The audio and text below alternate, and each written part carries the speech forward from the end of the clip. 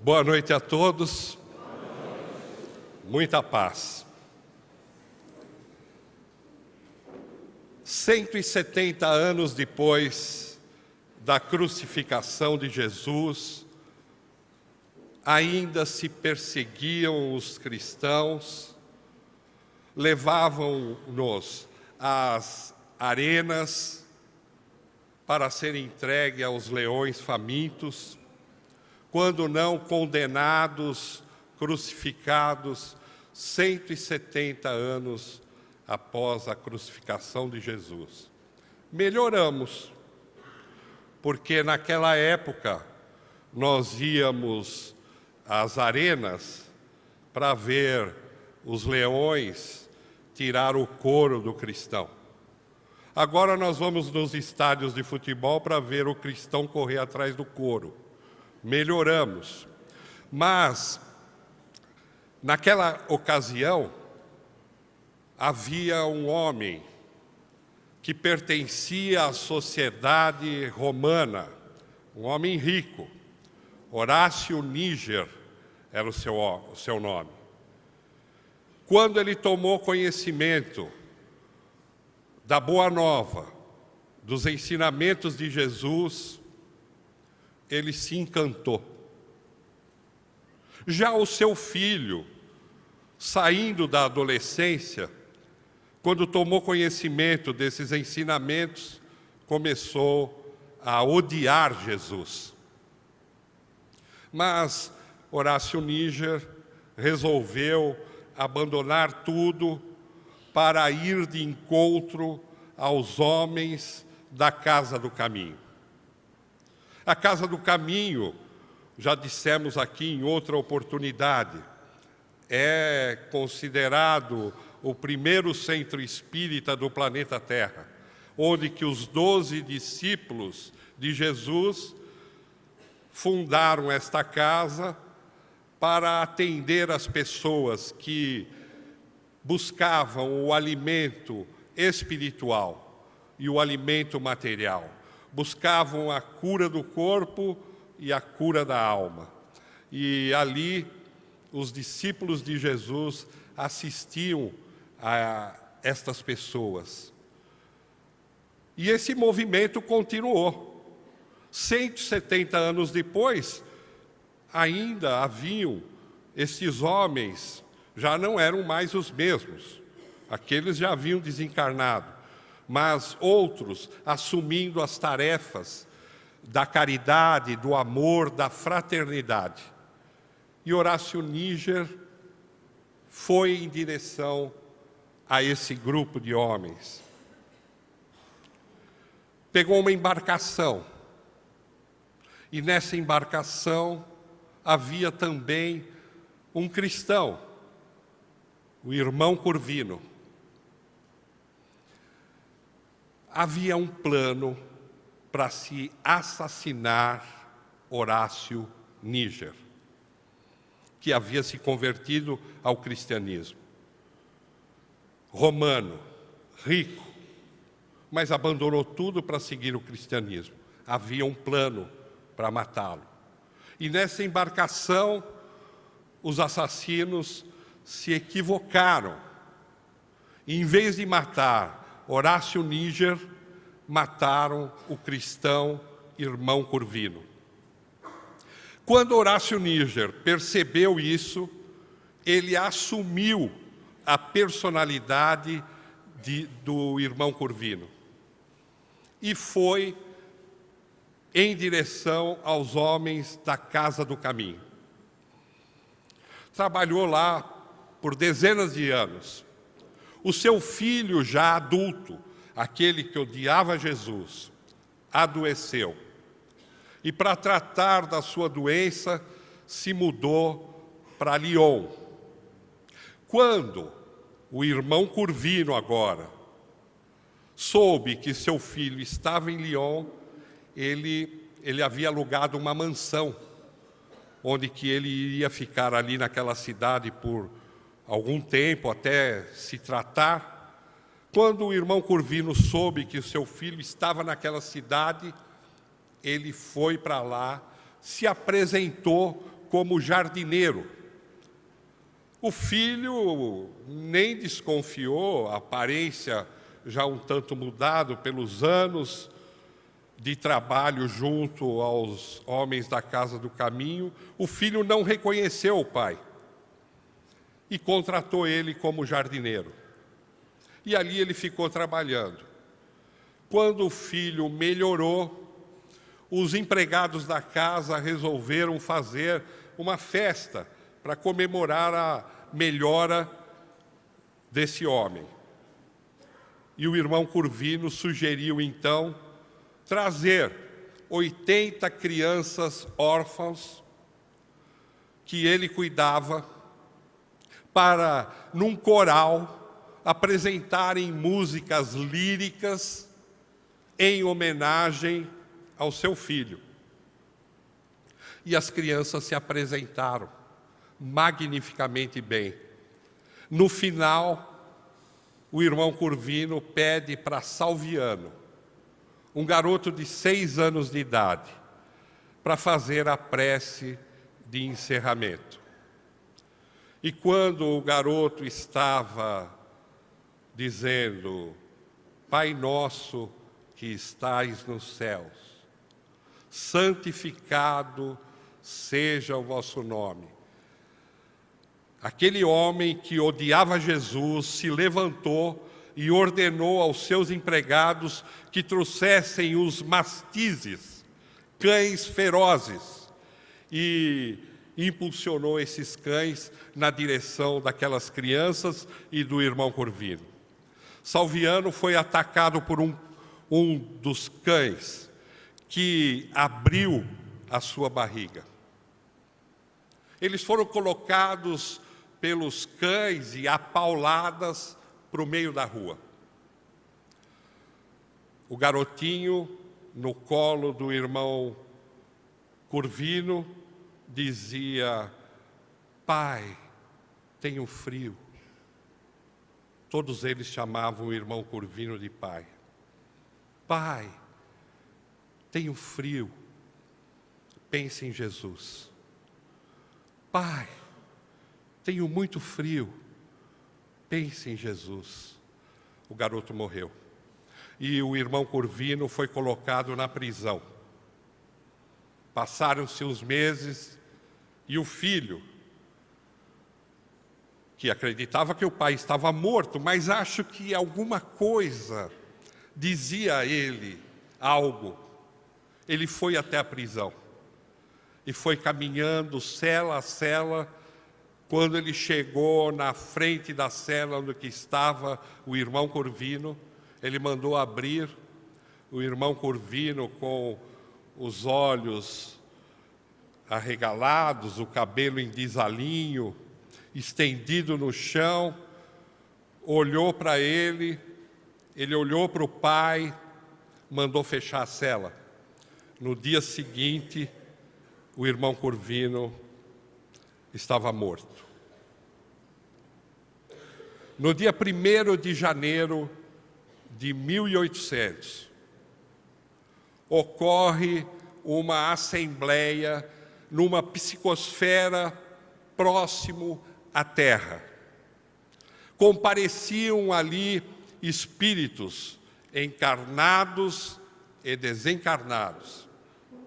Vale aqui lembrar, para aqueles que estão chegando agora à doutrina espírita, que quando nós que estamos encarnados dormimos, saímos do corpo físico, saímos da indumentária física, ainda que ficando ligados por um cordão fluídico, e vamos ter no plano espiritual. Então, naquela assembleia de milhares de espíritos, todos eles que representaram um progresso para a humanidade, estavam ali agora para um roteiro de programa para o século XIX e o século XX.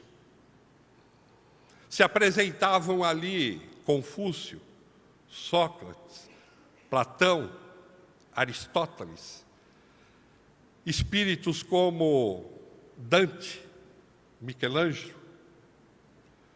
espíritos como Cabral, Colombo e tantos outros que a gente poderia ficar citando aqui, estavam presentes naquela reunião porque tinham dado algum progresso para a humanidade terrena. Estava presente também Júlio César,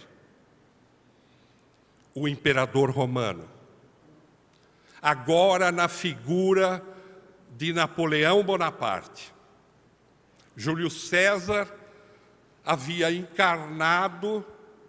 reencarnado como Napoleão Bonaparte. E Napoleão Bonaparte, no sono, distante do corpo, nesta assembleia. Estava presente também Johann Hus, um sacerdote tchecoslováquio, que no século XVI havia sido queimado vivo porque ele se contrapôs ao clero quando ele disse que para conversar com Deus nós não precisamos de intermediários. Nós não precisamos, para conversar com o nosso Criador em prece, nós não precisamos de um representante de Deus aqui na Terra, porque todos nós representamos Deus. Mas ele foi queimado vivo. Diz o poeta e cantor: quando eu quero falar com Deus, eu apenas falo. Quando eu quero falar com Deus, eu apenas me calo. Não errei, não, né? Mas ele foi morto, foi queimado vivo. E ainda quando as lavaredas começavam a alcançar o seu corpo, ele teve a lucidez de dizer, porque Johann Hus, traduzido, significa pato de luz. Ele ainda teve a lucidez de dizer: hoje vocês estão queimando o pato de luz, mas amanhã virá um cisne de luz e alçará voos que as suas lavaredas não conseguirão atingir. Aquela assembleia recebia de uma região ignota pétalas fluídicas que recaíam sobre todos os presentes. E, de repente, uma voz de um lugar desconhecido, uma voz suave, com amor, se dirige a César, o imperador romano, que estava ali como Napoleão Bonaparte. César, eu te coloquei no Império Romano para que você pudesse unificar na língua latim e o planeta tivesse somente uma língua, somente um idioma. E o poder te dominou. Eu sei que um espírito mergulhado na carne fica sob o efeito das sombras, mas você falhou, e agora eu renovo a sua oportunidade. Em breve você assumirá como imperador da França, e com o objetivo de unificar a Europa, de preparar o terreno para a terceira revelação.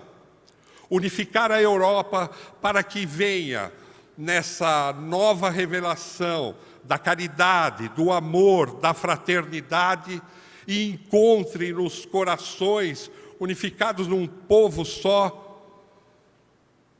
o campo propício. E aí ele se dirige, essa voz se dirige a Johann Hus. Você nascerá com a missão de trazer essa nova revelação à humanidade. E no dia 3 de outubro de 1804, reencarna em Lyon, na França, Hippolyte Léon Denisard Rivaio, que ficaria conhecido no mundo a partir de 18 de abril de 1857, com o lançamento do Livro dos Espíritos, com o codinome Allan Kardec. Mas antes que isso ocorresse, no dia 29 de agosto de 1831, no Ceará, no município Riacho do Sangue, reencarna o irmão Curvino, agora como Adolfo Bezerra de Menezes Cavalcante. E ele trazia uma missão de trazer o Espiritismo nas bases científicas, religiosas, filosóficas. Ele nasce numa família em que o pai, a mãe, tinham uma posição boa financeiramente. O pai era um político do Partido Liberal e um fazendeiro, mas um homem de muito bom coração. Os familiares e amigos se aproximavam dele, pediam dinheiro emprestado, ele emprestava e nunca recebia de volta. Chegou a fazer empréstimos nos bancos, hipotecar sua fazenda para levantar dinheiro para emprestar para familiares e amigos. Só que chegou uma hora que as fazendas estavam comprometidas, ele não recebeu de ninguém e ainda estava devendo. Ele juntou os seus bens, procurou os credores, falou: olha, a fazenda agora é de vocês. Não, os credores não queriam receber. Não, conheciam ele, sabiam o que tinha acontecido. Não, você nos paga como puder. Não, eu não sou mais dono dessas fazendas. Mas os credores convenceram ele a pelo menos ficar como o administrador daquelas fazendas. E ele aceitou, porque era dali que ele tirava o sustento para a família, para ele, tirava somente o necessário, mas todo o lucro ia para os seus credores. Ele tinha 2 filhos, os 2 formados advogados, mas quando chegou na época de faculdade de Bezerra de Menezes, a situação financeira da família já era outra. Eles já tinham mudado para o Rio Grande do Norte, depois retornaram para o Ceará, mas a condição financeira da família já não permitia mais uma faculdade paga para Bezerra de Menezes. E o pai explica para Bezerra que compreende. E logo em seguida o pai morre. E ele vai para a cidade do Rio de Janeiro para estudar medicina, que era o seu sonho. Ele, para manter-se ali, ele foi com uma quantia que os amigos cotizaram, 400 mil réis, que eu nem sei quanto que vale isso hoje, mas não era muito, porque deu só para ele pagar a mensalidade da faculdade e alugar um quartinho. E como ele se mantinha? Ele dava aulas particulares para os colegas de sala de aula dele. Ele não tinha livro para estudar, E a gente sabe que medicina, os livros não são só agora que eram caros, sempre foram, né? Ele não tinha dinheiro para comprar os livros, então o que ele fazia? Ele ia à biblioteca pública municipal e estudava ali. E o que mantinha ele, o aluguel e a mensalidade da faculdade, eram as aulas particulares que ele dava.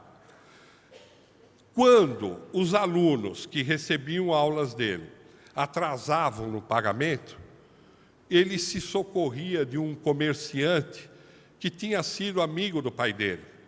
Ele pedia emprestado, pagava o aluguel do quarto, da faculdade, e quando ele recebia as aulas, ele devolvia o dinheiro para o amigo. Só que chegou numa ocasião que o amigo tinha viajado e ele estava com o aluguel atrasado e a faculdade atrasada também. É interessante, só lembrando que Bezerra de Menezes não era adepto a viver em repúblicas, que já naquela época havia. Ele preferia ficar isolado. E nessa ocasião ele não tinha para quem socorrer, a quem pedir socorro. Ele pede em prece a Jesus que o ajude. Ele não sabia como que ele ia sair daquela situação. Ele podia até perder o ano letivo por falta de pagamento da faculdade. Nisso bate à sua porta um jovem, procurando por ele para aulas particulares de matemática. Ele fala: olha, eu não estudo matemática, não é a minha matéria, eu teria que me preparar para dar essas aulas para você. Não tem problema. Eu recebi a mesada do meu pai, eu quero deixar pago antecipadamente essas aulas, e você se prepare, e quando tiver ok, a gente marca as aulas. O jovem pagou, que foi a salvação dele, porque era um valor bem aproximado, um pouco mais, do que ele precisava para pagar o aluguel e pagar a faculdade. Nunca esse jovem apareceu para receber essas aulas. Anos depois, Bezerra de Menezes comenta que, na verdade, ele acreditava que tinha sido a primeira experiência que a espiritualidade se apresentava na vida dele. Porque, claro, aquele jovem foi direcionado pela espiritualidade para ajudar esse missionário do Cristo. Ele se forma e abre um consultório no centro da cidade com um colega de medicina que se formou junto com ele, mas com um poder aquisitivo melhor. Eles abriram um consultório no centro da cidade. Não entrava ninguém. Eles não tinham um cliente, um paciente. Mas Bezerra de Menezes, na periferia onde ele morava, ele começou a ter a clientela dos parentes, dos amigos, dos vizinhos, e a clientela foi aumentando. Ninguém tinha inveja dele, porque ele já era um aluno novo com bastante clientes, porque essa clientela ninguém pagava. Ninguém pagava consulta. Anos depois, um dos professores dele, que havia sido promovido a cirurgião-tenente do Exército Brasileiro, convida Bezerra de Menezes para ser o seu auxiliar. Aí a coisa parece que ia melhorar, porque ele ia ter um salário fixo. Não melhorou. Porque o salário que ele ganhava, no atendimento ao público da periferia, ele gastava tudo dando dinheiro para as pessoas comprarem a receita que ele receitava. Não adiantou muito. Mas só que ele começou a ficar conhecido, porque depois ele foi promovido a cirurgião-tenente, ele começou a ficar conhecido E o consultório no centro da cidade começou a ter uma clientela. Não melhorou, porque ele só começou a aumentar a clientela dele lá na periferia. Ele atendia mais pessoas gratuitamente e pagava. Teve um final de tarde que ele já havia atendido dezenas de pessoas. Ele passava a receita, a pessoa falava, eu não tenho dinheiro para comprar, ele abria a gaveta e dava o dinheiro, vai comprar o remédio. Quando ele foi atender a última mãe que estava com uma criança em estado febril, ele percebeu que o problema maior da criança era fome, era comida, falta de comida. E ele receitou um remédio para a febre, abriu a gaveta, porque viu que a mulher não tinha dinheiro para comprar, e ela mesmo, antes dele falar alguma coisa, ela mesma já falou, eu não vou ter como comprar esse remédio, porque a gente não tem nem comida em casa. Ele abriu a gaveta, abriu a de baixo, abriu a terceira, não tinha mais um tostão. Ele ainda mexeu nos bolsos e, a hora que ele passou a mão, um anel de formatura de médico, ele não teve dúvida, ele tirou o anel, falou, olha, a senhora faça dinheiro com esse anel, vai ter como comprar o remédio e ainda vai sobrar muito dinheiro para a senhora comprar alimento para o seu filho e para a senhora. Era assim Bezerra de Menezes. Ele se casa, tem 2 filhos. Aí ele é convidado, nessa ocasião, ele já era muito conhecido, porque, imagine, ele como um cirurgião do Exército Brasileiro, ele era conhecido por uma parte da sociedade. E ele, na periferia, atendendo as pessoas dessa maneira cristã. Ele era muito conhecido, muito famoso, e o convite não tardou a chegar para ele entrar para a política, para ser candidato a vereador da cidade do Rio de Janeiro. Ele não queria aceitar, mas a mulher o convenceu. Porque a política é algo divino, é algo de Deus. Se os políticos não são corretos, a política é de ordem divina, é algo de progresso da sociedade, mas nem sempre aqueles que estão ali dentro da política agem de maneira correta. Mas isso é um outro problema. A gente encontra esses tipos de problema em todos os setores da sociedade, né? Tem médicos bons, médicos que honram a profissão, e tem outros que são verdadeiros comerciantes da saúde pública. Então, ele não queria, mas ele aceitou, por argumentos da sua esposa. E ele se torna vereador. Olha que interessante. No século retrasado, ele já se preocupava com o meio ambiente, um tema tão atual nos dias de hoje.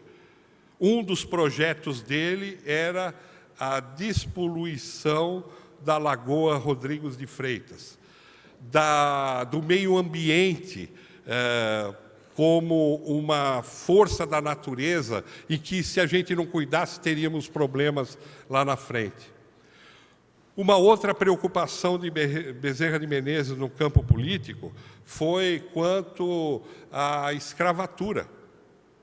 Ele já se preocupava, na ocasião, com a libertação dos escravos.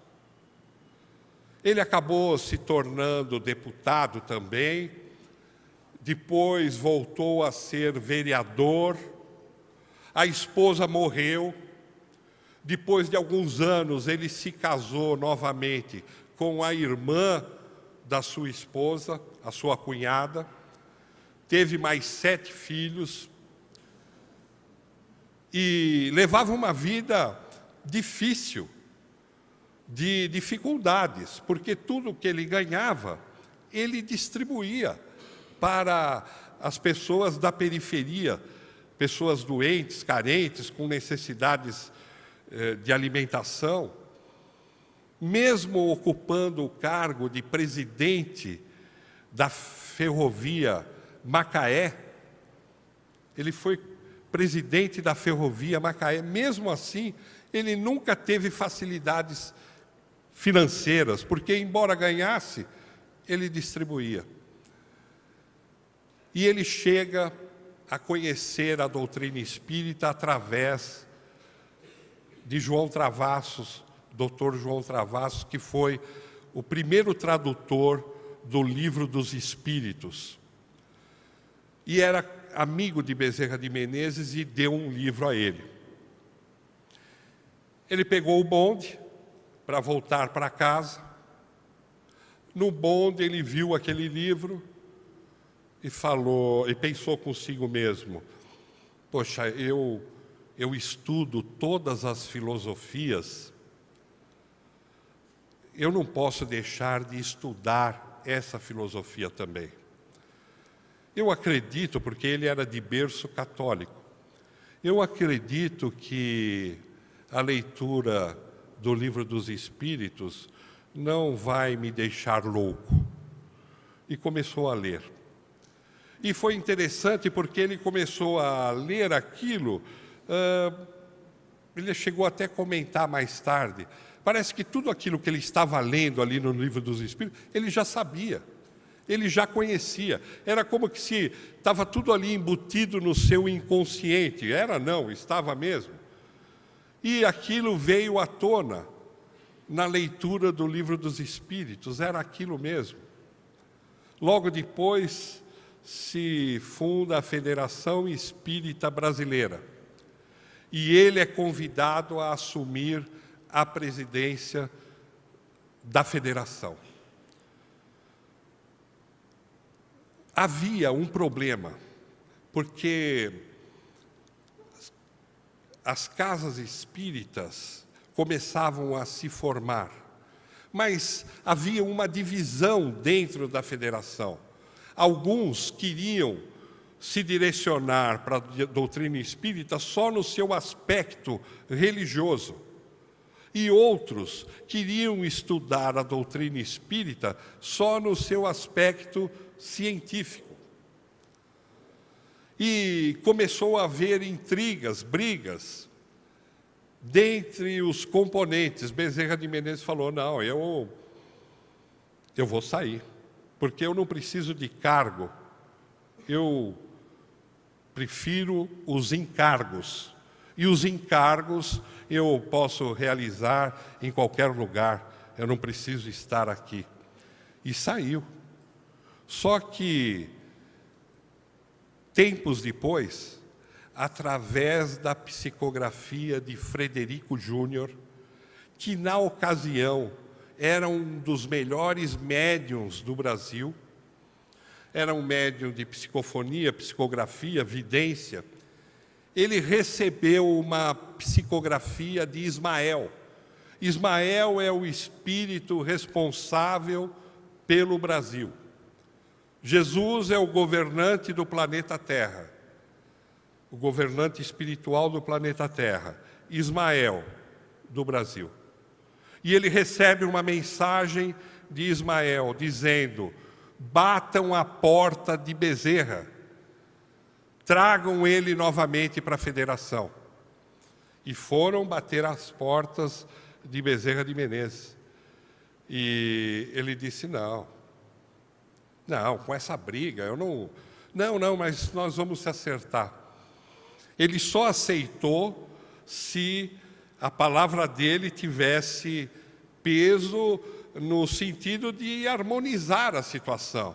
Que os espíritas parassem de criar intrigas, brigas entre eles, querendo seguir um caminho ou outro, quando na verdade a doutrina espírita é uma triade: filosofia, ciência e religiosidade. Filosofia, ciência e religiosidade, e uma caminha junto com a outra. Eu fico imaginando quando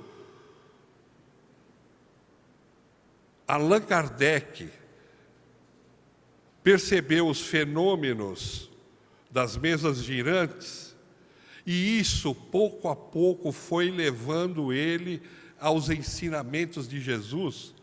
E quando ele chegou a essa conclusão, que Jesus já falava de tudo aquilo que os Espíritos estavam se revelando, a emoção que deve ter sido, quando ele percebeu que uma coisa estava ligada à outra, o que Jesus ensinava estava vindo agora novamente à baila através dos imortais. Que maravilha! Bezerra de Menezes desencarna em 1900, 11 de abril de 1900. Mas continuou trabalhando na espiritualidade. Quantas casas se ergueram em nome de Dr. Bezerra de Menezes? Todos os trabalhos de cura têm a direção do Dr. Bezerra de Menezes. Todos os hospitais do Brasil têm uma equipe espiritual do Dr. Bezerra de Menezes. Passaram-se os anos e em 1950, naquele mesmo local onde houve a Assembleia, em 1800, haviam centenas de espíritos, um coral de 200 vozes, cantando músicas lindíssimas. Pétalas fluídicas vinham de uma psicosfera desconhecida e caíam sobre todos os presentes. A tribuna era ocupada por Leon Denis, representando Allan Kardec e representando os espíritas brasileiros, Manuel Vieira de Carvalho, que era uma espécie de Divaldo Pereira Franco daquela época, porque ele percorreu todo o Brasil fazendo as suas palestras sobre o Evangelho segundo o Espiritismo, sobre a doutrina espírita. E ali ele representava, naquela assembleia, os espíritas brasileiros. Abre-se as portas daquele imenso anfiteatro na espiritualidade, entidades iluminadas vêm caminhando e no centro estava o Dr. Bezerra de Menezes segurando a aba do paletó cor de pérola e abanando a cabeça, como querendo dizer: eu não mereço, eu não mereço. Leon Denis toma a palavra e faz um discurso emocionado, homenageando a Bezerra de Menezes. Em seguida, Manuel Vieira de Carvalho também discursa, falando sobre o médico dos pobres, como o Bezerra de Menezes ficou conhecido. Bezerra de Menezes, em pranto, abanava de vez em quando a cabeça, como querendo dizer: eu não mereço. Nisso abre-se o céu, um jato de luz cai sobre os presentes, e nesse véu de luz começa a descer uma entidade luminosa, a irmã Celina, representando Maria, mãe de Jesus. E se dirige a Bezerra de Menezes, dizendo que Maria havia conversado com o Filho Jesus e que Bezerra de Menezes podia agora escolher o planeta que ele desejasse encarnar no sistema solar ou em outro sistema solar. Ele poderia escolher. Bezerra de Menezes se levanta e diz: eu não mereço. Mas se me for permitido, dentro das minhas parcas possibilidades, eu queria fazer um pedido. Eu queria pedir para continuar no planeta Terra e não ter o direito de sorrir enquanto um dos meus irmãos brasileiros sofrer.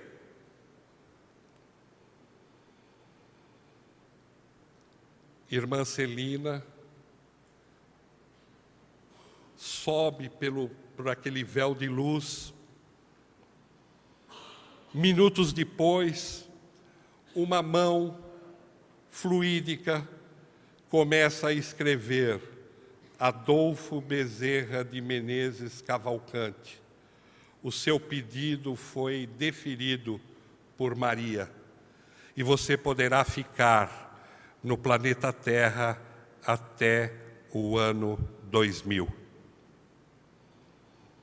Eu confesso que eu não li em lugar nenhum, porque nós já estamos em 2013. Mas, dentro da minha inocência, eu acredito que ele deva ter feito outro pedido. Porque hoje ele é reverenciado em todo o Brasil, mas é também na Argentina, no Chile, na Venezuela, em toda a América do Sul. Ele é reverenciado também no México, nos Estados Unidos, em toda a Europa, na África, na Ásia. Levantam-se associações com o nome de Bezerra de Menezes. Ele é querido em todo o planeta Terra. A gente ouvindo a história de Bezerra de Menezes, confesso que eu pergunto para mim mesmo: Carlos, você é cristão? Muita paz a todos.